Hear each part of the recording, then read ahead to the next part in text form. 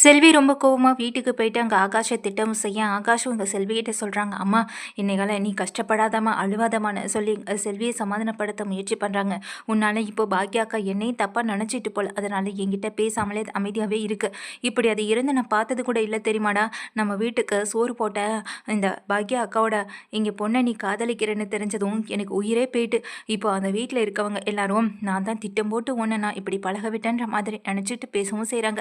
இதுக்கப்புறம் என்னடா வேணும்? இந்த வீட்டில் எனக்குன்னு இருந்த மானம் மரியாதை எல்லாத்தையுமே இப்போ உன்னால் நான் இழந்துடுவோன்னு நினச்சி ரொம்ப பயமாக இருக்குது. இழந்துடுவோன்னு என்னடா பயம்? அது போயிடுச்சு அப்படின்னு சொல்லி அழுகிறாங்க செல்வி. அம்மா அழுகாதம்மான்னு சொல்லி இங்கே கேட்கும்போது செல்வி கேட்குறாங்க ஆகாஷ் கிட்ட, டேய் உனக்கு உண்மையிலேயே இந்த இனியா பாப்பாவை எப்போ அதுலேருந்துடா தெரியும்? நான் ஒன்று அதிகமாக அவங்க வீட்டுக்கு கூட்டிகிட்டு போனது கூட கிடையாதுன்னு சொல்லி சொல்லவும் செய்ய, இல்லைம்மா இனியாவை எனக்கு கொஞ்ச நாளைக்கு முன்னாடிலேருந்தே தெரியும். அப்போதுலேருந்து இனியா நான் காதலிக்கிறேன்னு சொல்லி ரொம்பவே டார்ச்சர் பண்ணான். ஆனால் இனியா கிட்ட நான் எவ்வளவோ எடுத்து சொல்லியும் அவன் கேட்கவே இல்லைன்னு சொல்லி செல்வி கிட்ட சொல்லவும் செய்கிறாங்க ஆகாஷம். இதுக்கப்புறம் இனியாவை பார்க்குறதோ பேசுகிறதோ நீ கேட்கவே கூடாது. இனியாவை நீ என்றைக்குமே இங்கே மீட் பண்ணவே கூடாதுன்னு சொல்லி எங்கள் சத்தியமும் வாங்குறாங்க. கொஞ்சம் கஷ்டத்தோட தான் ஆகாஷும் தன்னுடைய அம்மா செல்விக்கு சத்தியமும் பண்ணி கொடுக்குறாங்க. அடுத்த நாள் எங்கள் பாக்யாவை பார்க்குறதுக்காக செல்வி நேராக அங்கே போகிறாங்க எங்கள் ஹோட்டல் இருக்கிற இடத்துக்கு. அங்கே போனால் செல்விகிட்ட அங்கே பாக்கியா பேசக்கூட இல்லை. அக்கா தயவு செஞ்சு என்கிட்ட பேசுக்கான்னு சொல்லும்போது, செல்வி இது ஹோட்டல், இங்கே வந்து நின்று பிரச்சனை பண்ணிகிட்டு இருக்காதுன்னு சொல்ல, அக்கா ப்ளீஸ்க்கா தயவு செஞ்சு என்கிட்ட பேசுக்கா அப்படின்னு சொல்லி இங்கே கெஞ்சுறாங்க. ஆனால் செல்வியோடைய பேச்சை கேட்டு எங்கள் பாக்கியா வந்து எதுவுமே பேசாமல், தயவு செஞ்சு நீங்கள் இருந்து போகிறதா உனக்கும் நல்லதுன்னு சொல்ல ஆகாஷ் வந்துடுறான். ஆகாஷை பார்த்துட்டு நீ எதுக்கடா இங்கே வந்தேன்னு சொல்ல, உடனே எங்கள் பாக்கியா ஆண்டியை பார்க்கணுன்னு சொல்லிட்டு நின்றுட்டுருக்காங்க. பாக்கியா வரேன், ப்ளீஸ் ஆண்டி அம்மாவுக்கு இதுக்கும் எந்த சம்மந்தமும் இல்லை, நானும் இனியாவும் தான் தப்பை பண்ணோம், தயவு செஞ்சு அம்மாவை நீங்கள் தப்பாக நினச்சிக்காதீங்க ஆண்டி அப்படின்னு சொல்லவும் செய்ய, இந்த விஷயத்தை வீட்டில் நான் சொன்னால் ஏற்றுப்பாங்களா? உன் கூடவே இருந்தா அவளுக்கு நீ எவ்வளோ இடம் கொடுத்த இந்த வீட்டில், அவள் என்னடானா இப்படி இனியாவை தன்னுடைய வீட்டுக்கு மருமகளாக்க இப்படி ஒரு காரியத்தை பண்ணியிருக்காளேன்னு என்னை சேர்த்து தானே இந்த வீட்டில் திட்டு வாங்க வச்சிருக்கா செல்வின்னு சொல்லிங்க பாக்கியா சொல்ல, அதுக்கு செல்வி சொல்கிறாங்க, அக்கா இப்படியெல்லாம் பிரச்சனை வரும்னு நான் நினைக்கவே இல்லைக்கா, நான் இவனை கண்டிச்சிட்டேன்க்கா, அடிச்சிட்டேன்க்கா, ஆனால் நீ மட்டும் என்னை வெறுத்துறாதக்கா அப்படின்னு சொல்லி எவ்வளவோ கெஞ்சுறாங்க. ஆனால் பாக்யாவுடைய மனசு முழுக்க வீட்டில் நடந்த பிரச்சனைகளை பற்றி மட்டுமே ஓடிக்கிட்டு இருக்கிறதுனால இப்போ அவங்களுக்கு எந்த பக்கமும் சரியான முடிவெடுக்க முடியாமல் தயங்கி போய் நின்றுட்டே இருக்கவும் செய்கிறாங்க. இப்படி பாக்கியா பேசாமல் இப்படி அவமானப்படுத்தி அனுப்புகிற மாதிரி நடந்துக்கிறது செல்விக்கு ரொம்ப கஷ்டத்தை கொடுக்குது. செல்வி வீட்டுக்கு போய் ரொம்ப அழுகவும் செய்கிறாங்க. என்ன பண்ணுறதுன்னு தெரியல, பாக்கியாக்காவை எப்படி சமாதானப்படுத்துறதுன்னு தெரியல, அடுத்த வேலைக்கு என்ன பண்ணுவேன், பசங்களை படிக்க வச்சாகணும், அடுத்த வேலை சாப்பாட்டு கூட வழி இல்லாமல் நிலைமைக்கு இப்படி ஆக்கிட்டியாடான்னு சொல்லி ஆகாஷை திட்டமும் செய்கிறாங்க. அம்மா நீ எதுக்கு கவலைப்படுற, நான் இருக்கல, இந்த குடும்பத்தை என்னால் பார்த்துக்க முடியாதான், நான் வேலைக்கு போய் நான் சம்பாதிக்கிறேன்னு சொல்ல, அதெல்லாம் நீ எதுவும் செய்ய வேண்டாம், எந்த வீட்டுக்காரங்க உன்னை வந்து அவமானப்படுத்துகிறாங்களோ, எந்த வேலையை பார்த்து நான் இப்போ கஷ்டப்படுறேன்னு சொல்லி எனக்கு அந்த வீட்டில் இருக்க மரியாதை போனிச்சோ அதை விட அதிகமாக நீ ஒரு ரூபா சம்பாதிச்சு காட்டணும், அதுக்கு நீ கலெக்டர் ஆகி தான் ஆகணும், இப்போ வேலைக்கு போனேன்னா கலெக்டர் ஆகிற உன் கனவு அடியோட சிதைஞ்சிரும், அதனால இந்த கனவெல்லாம் உனக்கு நினைக்கணும்னா நீ இந்த வேலையை பார்த்து தான் ஆகணும்னு செல்வி ஆகாஷ் கிட்ட சொல்ல, ஆகாஷும் இங்கே செல்வியை பார்க்குறாங்க, நான் சொல்கிற மாதிரி நீ செஞ்சு தாண்டாகணும், நீ கலெக்டர் ஆகணும், அதுக்கான படிப்பை மட்டும் நீ பாரு அப்படின்னு சொல்லிடுறாங்க. ஆகாஷும் வந்துட்டு சரிமான்னு சொல்லி இங்கே தலையாட்டுற மட்டும் இல்லாமல் படிக்கிறதுக்கு என்னெல்லாம் செய்யணுமோ அதெல்லாம் செஞ்சுட்டே இருக்காங்க. இது போக எங்கள் வீட்டில் இருக்க இனியாவுக்கு ஆகாஷுடைய நினைவுகள் மட்டுமே தான் ஓடிக்கிட்டு இருக்கு. ஆகாஷ்க்கு ஃபோன் பண்ண ட்ரை பண்ணுறாங்க, ஆனால் ஆகாஷ் ஃபோன் அட்டன் பண்ண கூட இல்லை. அந்த நேரத்தில் எங்கள் இனியாவுடைய ஃபோனை பிடுங்கிக்கிறாங்க. அங்கே செழியனும் என்ன பண்ணிக்கிட்டு இருக்க நீ அப்படின்னு எங்கள் செழியன் இனியா கிட்டே கேட்க, உடனே எங்கள் ஃபோனை செக் பண்ணி பார்த்தா அங்கே ஆகாஷ்க்கு ஃபோன் போயிருக்கதே தெரியுது. அப்பா இவன் அடங்குற மாதிரி தெரியல, திரும்ப திரும்ப அவனுக்கு ஃபோன் பண்ணிகிட்டே இருக்கான், அவனே இங்கே எல்லாத்தையும் மறந்து தூக்கி போட்டு போனாலும் இவன் விடுற மாதிரி எனக்கு தெரியவே இல்லைன்னு சொல்ல, இனிமேல் இனியாவுக்கு எந்த ஃபோனும் கொடுக்க வேண்டாம், அவன் இனிமேல் காலேஜ் போகவும் வேண்டாம் அப்படின்ற ஒரு முடிவை இங்கே கோபி எடுக்கவும் செய்கிறாங்க. அப்பா ப்ளீஸ்ப்பா நான் படிக்கணும்ப்பா, தயவு செஞ்சு ப்ளீஸ்ப்பா என்னை நம்புங்கப்பா அப்படின்னு சொல்லி இங்கே கெஞ்சுறாங்க இனியாவும். ஆனால் இனியோடைய பேச்சை வீட்டில் மற்ற யாரும் கேட்குற மாதிரி கூட இல்லை. முக்கியமாக ஈஸ்வரி இந்த படிப்பை இப்போவே நிறுத்துறதான் சரியான வழின்னு எனக்கும் தோணுதுன்னு சொல்லவும் செய்கிறாங்க. அதுக்கு உடனே பாக்கியா சொல்கிறாங்க, படிப்பை நிறுத்திட்டா இவன் மனசில் இருக்கிறத இல்லைன்னு தூக்கி போட்டுட்டு இவங்க இருந்துருவாளா, நீங்கள் நினைக்கிறதெல்லாம் ஒரு நாளும் நடக்காது, நீங்கள் இப்படி பண்ணுறதுனால அவன் வந்து எல்லாத்தையும் மறந்துட்டு இந்த வீட்டில் இருப்பான்னு மட்டும் யோசிக்காதீங்க, இவன் முழுசாக மறக்கணும்னா அதுக்கான வழி என்னன்னு பற்றி மட்டும்தான் யோசிக்கணுமே தவிர இப்படி அவள் படிப்பை நிறுத்துறதெல்லாம் சரியில்லைன்னு தான் எனக்கு தோணுது. ஒரு பொண்ணுக்கு படிப்புன்றது எவ்வளோ முக்கியன்றது அவள் என்ன பார்த்து தெரிஞ்சிருப்பான், தயவு செஞ்சு இந்த விஷயத்தில் அவளை யாரும் கட்டாயப்படுத்த வேண்டாம் அப்படின்னு சொல்லிடுறாங்க பாக்கியா. பாக்கியோட பேச்சை வீட்டில் இருக்க எங்கள் கோபி யோசிக்கவும் செய்கிறாங்க. ஆனாலும் ஈஸ்வரிக்கு இதில் கொஞ்சம் கூட விருப்பம் இல்லை. எங்கள் இனியாவை காலேஜுக்கு அனுப்புறதுல கொஞ்சம் கூட விருப்பமே இல்லாமல் தான் ஈஸ்வரியும் இருந்துட்டு இருக்காங்க. இது போக இப்படி வீட்டில் பிரச்சனை போயிட்டு இருக்க நேரத்தில் அடுத்த நாள் வீட்டுக்கு காலையிலையும் திடீர்னு பார்த்தா பழனிசாமியும் அவங்க அம்மாவும் வராங்க. 2 பேரும் வரதை பார்த்து மொத்த குடும்பமும் அதிர்ச்சி ஆகுறாங்க. இவங்க இந்த நேரத்தில் வந்திருக்காங்க, வீட்டில் நடக்கிற எந்த பிரச்சனையும் அவங்களுக்கு தெரிய வேணாம் கோபி, கொஞ்சம் இவங்க முன்னாடி எதையும் பேச வேணாம்னு சொல்லி அமைதியாக இருக்கவும் செய்கிறாங்க. வீட்டுக்குள்ளே பழனிசாமி, இங்கே அவங்க அக்கா பையன் விமல், அதுக்கு பிறகு எங்கள் பாட்டின்னு 3 பேருமே வீட்டுக்குள்ளே வராங்க. வரதை பார்த்து வீட்டில் இருக்க யாருக்கும் எதுவுமே புரியலை. பாக்கியா தான் ஓடி வந்து காஃபி போட்டு கொடுக்கவும் செய்கிறாங்க. என்ன பாக்கியா மேடம், நீங்கள் மட்டும் தான் வீட்டில் இருக்கீங்க, செல்வியை காணோன்னு சொல்லி எங்கள் கேட்கவும் செய்கிறாங்க பழனிசாமி. அது வந்து அவள் இப்போது இங்கே வேலை பார்க்கல அப்படின்னு சொல்கிறாங்க. என்னாச்சு? செல்வி எப்போதுமே பாக்கியா விட்டு இணை பிரியாத தோழி மாதிரி தானே இருப்பாங்க. அன்னைக்கு நான் ஹோட்டல் பக்கமும் வந்தேன், அப்போவும் அவங்கள காணோம். ஊர்லேருந்து வந்தது பிறகும் உங்களை பார்க்குறதுக்காக தான் நான் வந்தேன். ஆனால் நீங்களும் இல்லை, செல்வியும் இல்லை. 2 பேரும் வேலை விஷயமா வெளியில் போயிட்டீங்கன்னு நினச்சிட்டு நானும் அங்கேருந்து வந்துட்டேன். அதுக்கப்புறம் உங்களை காண்டாக்ட் கூட பண்ண முடியலை மேடம். எனக்கும் நிறைய வேலை போயிட்டு இருந்துச்சு. சரி, அதனால தான் பார்க்கலாம், இன்னைக்கு நேரில் வந்து பேசிட்டு போகலான்னு வந்தேன்னு சொல்லவும் செய்கிறாங்க. எங்கள் விமலி உட்காந்துருக்க, இது உங்கள் அக்கா பையன் தானே அப்படின்னு சொல்லி கேட்க, ஆமாம், ஒரு முக்கியமான விஷயத்தை பற்றி பேசிட்டு போகலான்னு தான் நானும் இங்கே வந்தேன்னு சொல்கிறாங்க.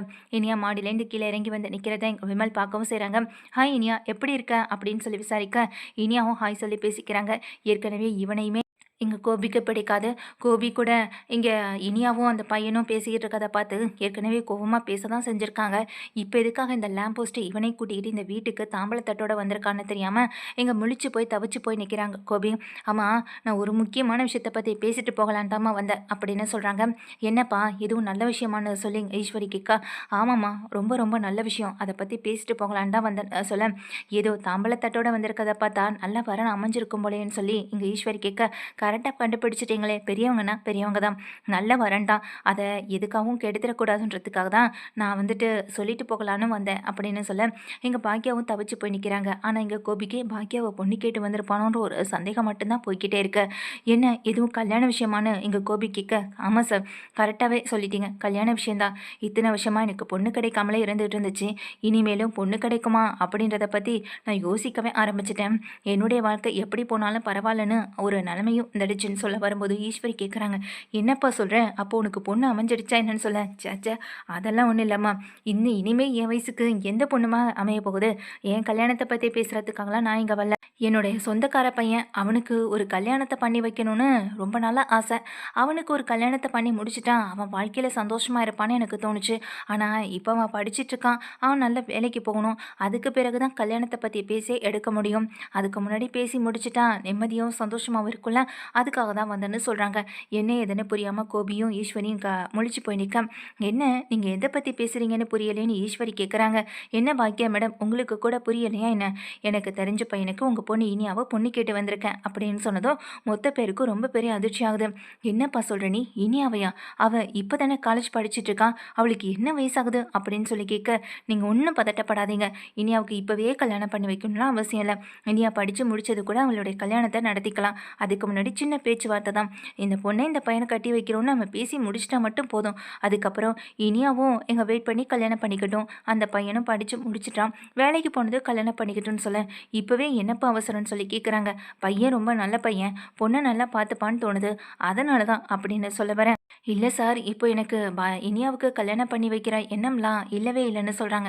இங்கே பாருங்கள் பாக்கியா மேடம், பையனுக்கு நல்ல சொத்து பத்து வசதியான பையன்தான், நீங்கள் மனசு வச்சா நிச்சயமாக இதை முடிச்சிடலான்னு சொல்ல, உடனே கேட்குறாங்க எங்கள் ஈஸ்வரியும், பையனுக்கு சொத்து பத்து எல்லாம் நிறையா இருக்குல்ல, அப்போது எங்கள் இனியாவை கண்கலங்காமல் வச்சு பார்த்துப்பாளன்னு சொல்லி கேட்க, அதெல்லாம் அந்த பையனால் நிச்சயமாக முடியும், அதிக அன்பு அக்கறை யாருக்கு இருக்கோ அவங்களால நிச்சயமாக முடியும். நான் கூட இங்கே யோசித்தேன், ஆனால் அந்த பையனை பார்த்ததுக்கு பிறகு நானே இங்கே இனியாவுக்கு இந்த சம்மந்தத்தை முடிச்சு வச்சிடலான்னு எனக்கு தோணுச்சுன்னு சொல்கிறாங்க. இதை கேட்டுட்டு இங்கே எல்லாருமே அதண்டு போகிறாங்க.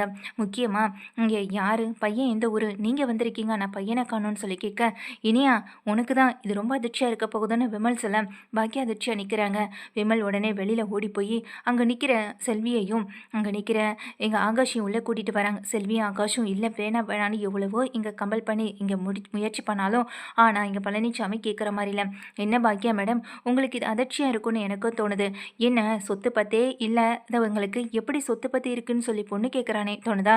என்னுடைய பாதி சொத்த செல்விக்கும், இங்க இந்த ஆகாஷ்க்குமே எழுதி வச்சுட்டேன். ஆனாலும் அவங்க இந்த சொத்து, பத்து, இந்த பணம், காசு இதில எதுலயுமே விருப்பம் இல்லன்னு திரும்ப அத என்கிட்ட குடுத்துட்டாங்க. ஆனா, நீங்க நெனைப்பீங்க, இந்த பொண்ணு எப்படி அங்க போய் சந்தோஷமா வாழப்போதுன்னு. நான் உங்களுக்கு உறுதி குடுக்குறேன். நிச்சயமா இனியாவ ஆகாஷால சந்தோஷமா பாத்துக்க முடியும். ஆகாஷ் படிச்சுட்டு தானே இருக்கான். அவன் படிச்சுட்டு பெரிய ஆளா வரட்டும். அதுக்கு பிறகு வந்து இங்க இனியாவ பொண்ணு கேட்கட்டும் அப்படின்னு சொல்றாங்க. இதை கேட்ட மொத்த குடும்பமும் அதிர்ந்து போய் உட்காந்துருக்க. யார் வீட்டுக்கு வந்து யார பொண்ணு கேட்குறீங்கன்னு எங்க கோபி கிளம்பி கோவமா பேசவும் செய்கிறாங்க. எதுக்கு சார் இப்போ எதுக்கு கோவப்படுறீங்க? உண்மையை தானே சொல்கிறேன். இங்கே பாக்கியா மேடம் பட்ட கஷ்டத்தை இங்கே நம்ம இனியாவும் பற்றக்கூடாதுன்னு எனக்கு தோணுச்சு. என்னதான் வசதியான பையனை பார்த்து நீங்கள் கல்யாணம் பண்ணி வச்சிருந்தாலும் அந்த பையனுக்கு அன்பு அக்கறை பாசம்னு ஒன்று இருக்கணும்ல. ஏற்கனவே பாக்கியா மேடம் வாழ்க்கையில் நீங்களும் தான் பார்த்துருக்கீங்களே அம்மான்னு ஈஸ்வரியை பார்த்து சொன்னதும் ஈஸ்வரிக்கு பயங்கர ஒரு டென்ஷன் ஆகுது. அதே நேரம் இங்கே அவமானப்பட்டு நிற்கவும் செய்கிறாங்க. நீ இங்கே சொத்து பத்து தரேன்னு சொன்ன உடனே பல்ல இழிச்சிட்டு எங்கள் பொண்ணு கேட்டு வந்து நின்றுடுவியான்னு சொல்லி கேட்க, இங்கே பாருங்கம்மா வார்த்தை அளந்து பேசுங்க. உங்கள் வீட்டில் வேலைக்காரியாக வேலை பார்த்த வரைக்கும் என்ன வேணாலும் பேசலாம். அதை நான் என்ன வேணாலும் காதில் வாங்கிட்டு போகலாம். என்னை வேலை விட்டு நீங்கள் அனுப்புனதுக்கு பிறகு இதை பற்றி பேசுகிறதுக்கான உரிமை உங்களுக்கு எதுவுமே இல்லை. என் பையனை பற்றி என்னை பற்றி நீங்கள் பேசணுன்ற அவசியமும் இல்லை. இனியாதான் இங்கே விரட்டி விரட்டி என் பையனை காதலிச்சான்னு இங்கே சொல்லவும் செஞ்சாங்க. அப்படி கண்டிக்கணும்னா உங்கள் வீட்டு பெண்ணு இனியாவை தான் நீங்கள் கண்டிக்கணும். தேவையில்லாமல் ஆகாஷ் கிட்ட வந்து நீங்கள் பிரச்சனை பண்ணிட்டு இருக்கக்கூடாது. ஆகாஷ் படிக்கிற பையன், அவன் படித்து நல்ல நிலைமைக்கு வருவான். அன்னைக்கு இந்த சொத்து பத்து இது எல்லாமே நீங்கள் எதிர்பார்க்கிறத விட அதிகமாகவே என் பையன் எங்கள் ஆகாஷ் கிட்ட இருக்குன்னு சொல்ல, இதை கேட்ட ஈஸ்வரியும் கூனி குறுகி நிற்கிறாங்க. பக்கத்தில் நிற்கிற எங்கள் கோபிக்கும் பெரிய அசிங்கமாக போயிடுது. இப்படி இங்கே பழனிசாமியையும் கூட்டிகிட்டு வந்து எல்லாரையும் அசிங்கப்படுத்துறியான்னு சொல்லி எங்கள் செல்வியை கேள்வி கேட்குறாங்க. கோபி, யாரையும் கூட்டிகிட்டு வந்து உங்களை அசிங்கப்படுத்தணும்னு அவசியம் இல்லை சார். ஏன்னா ஏற்கனவே நீங்கள் பட்ட அசிங்கம் எல்லாமே ஊர் மக்கள் எல்லாரும் எப்படி பேசிக்கிட்டு இருக்காங்கன்னு எனக்கே நல்லா தெரியும். என் காதைப்படவே உங்களையும் ராதிகாவையும் சரி இந்த குடும்பத்தையும் சரி எப்படியெல்லாம் பேசினாங்கன்றது எனக்கும் எங்கள் பாக்கியா அக்காவுக்கு மட்டும்தான் தெரியும். கட்டின பொண்டாட்டியை விட்டுட்டு வேற ஒருத்தி கூட ஏமாத்திட்டு போனவ தானே நீங்களாம் இதை பற்றி பேசுறதுக்கு கொஞ்சம் கூட தகுதியே இல்லை. இங்கே பணம் இருந்துட்டா மட்டும் நல்ல மனுஷனா வாழ்ந்துட முடியாது. கட்டின மனைவியை கடைசி வரைக்கும் கண் கலங்காமல் எவன் வச்சு பார்த்துக்கிறானோ அவன் தான் உண்மையிலே நல்ல மனுஷன். அப்படி இருக்கப்போ இது நீங்கள் தான் நல்ல மனுஷன்னு சொல்லிக்கிறதுல எந்த ஒரு யூஸும் இல்லை சார். இங்கே பாருங்க, எனக்கு என்னமோ எனக்கு இந்த சம்மந்தம் சரியாக வராதுன்னு தான் தோணுது. உண்மையை சொல்லணும்னா செல்வி என்ன சொல்கிறாங்கன்னா, நீங்கள் ஒரு வேலைக்காரி நினச்சி என் பையனை இங்கே தூக்கி தூர போடலாம். ஆனால் நான் இந்த குடும்பத்தை தூக்கி தூர போட்டு ரொம்ப நேரம் ஆச்சு. ஏன்னா உங்கள் வீட்டு பொண்ணை என் பையனுக்கு தான் கல்யாணம் பண்ணி வைக்கணும் எனக்கு இஷ்டமே இல்லை. ஆனால் என் பையனோட ஆசைக்காக இதை ஒத்துக்கிறேன், நான் ஏற்றுக்கிறேன். ஆனால் அதுக்கு முன்னாடி அவன் பெரிய ஆளாகி வந்து நிற்பான். அப்போ நீங்கள் இவன் எதிர்பார்க்கிறத உங்களால் செய்ய முடியுமான்னு சொல்லி கேட்க, அப்படி ஒன்று நடந்தால் பார்க்கலாம் அப்படின்னு சொல்லி எங்கள் கோபி சவால் படுறாங்க. ஓகே சார், இதை நான் சவாலாகவே எடுத்துக்கலாமான்னு செல்வி கேட்க, தாராளமாக எடுத்துக்க செல்வி, சவாலாகவே எடுத்துக்கலான்னு சொல்கிறாங்க. அப்புறம் என்ன, இந்த பையன்கிட்ட இப்போ நீங்கள் பேசின இந்த வாக்கும் சரி பேச்சும் சரி இதுக்கு நான் தான் எங்கள் பொறுப்பு. நிச்சயமாக ஒரு நாள் எங்கள் முன்னாடி வந்து நிற்பான் பெரிய நாயி. அன்னைக்கு நீங்கள் உங்கள் பொண்ணு இனியாவை கொடுக்க முடியாதுன்னு சொல்லவே முடியாதுன்னு பழனிசாமி சொல்ல, இதை கேட்டு இதை பார்த்து இனியாவும் சந்தோஷப்பட்டு நிற்கவும் செய்கிறாங்க. செல்வி, ஆகாஷ், பழனிசாமி, விமல் 4 பேருமே இப்படி பேசிட்டு போனதை பார்த்து அதிர்ச்சியில் நிற்கிறாங்க இங்கே ஈஸ்வரியும் கோபியும். இங்கே தன்னுடைய மகன் கோபியாலேயே தான் அசிங்கப்பட்டு நிற்கிறத நினச்சி வருத்தப்பட்டு நிற்கவும் செய்கிறாங்க ஈஸ்வரி.